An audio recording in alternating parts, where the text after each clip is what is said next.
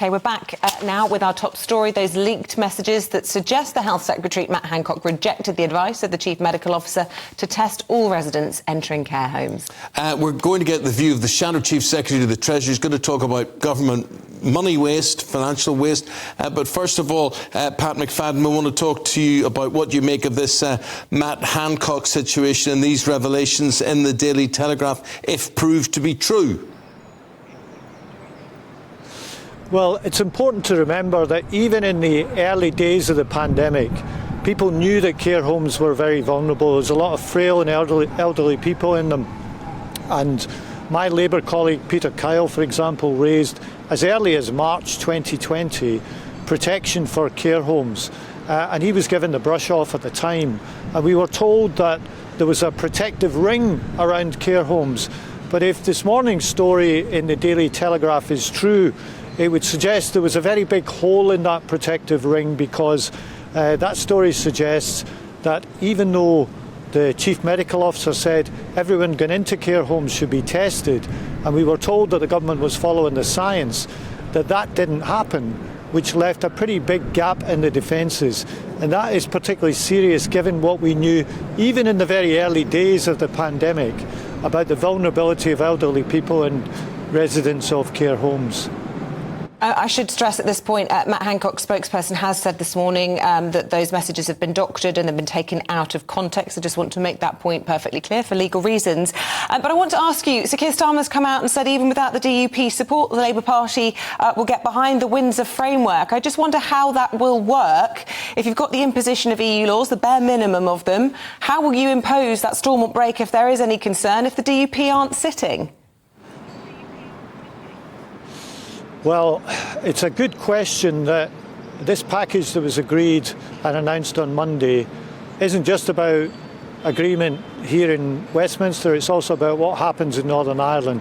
In terms of the Labour Party's attitude, Keir Starmer made clear on Monday, and rightly so, that he saw this as the right agreement, that when the government does the right thing, the opposition should support it, and far better to do it through an agreement like this than what Boris Johnson was suggesting, which was unilaterally pulling out of parts of the protocol deal that he'd negotiated and recommended to the country in the first place.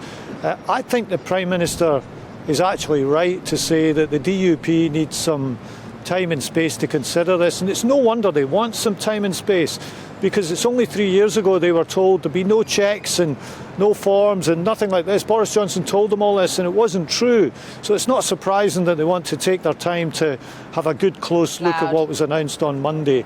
I hope in the end that they conclude that it's worth supporting, because I think that would be best for Northern Ireland and indeed the rest of the UK.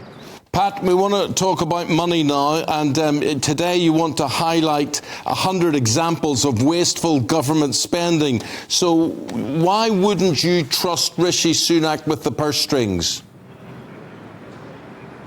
Well, I've been in politics a long time, and throughout that time the Conservative Party has cloaked itself in the rhetoric of sound management of money, careful stewardship of the public finances and so on. And what we've published today is quite a cautious list, actually. We haven't included things like benefit fraud or tax fraud and things like that. We've just talked about specific government spending.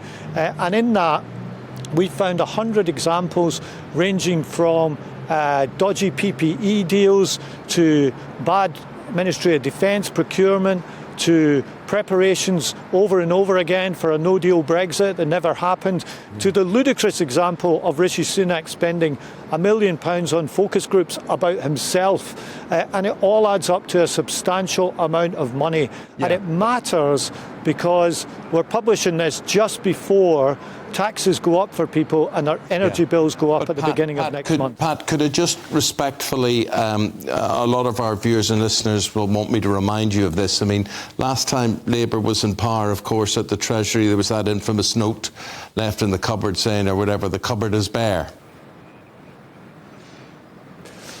Look, we went through a financial crisis, and of course, it was a tough time for the country. But what we are saying today is that we should take care of the public finances. We should have a new Office of Value for Money, which makes sure that when we commit to spending, we'll be careful with it. So I think when you look back to the Labour days, we've been cautious about what we've announced today. We haven't included things that have gone on year after year after year.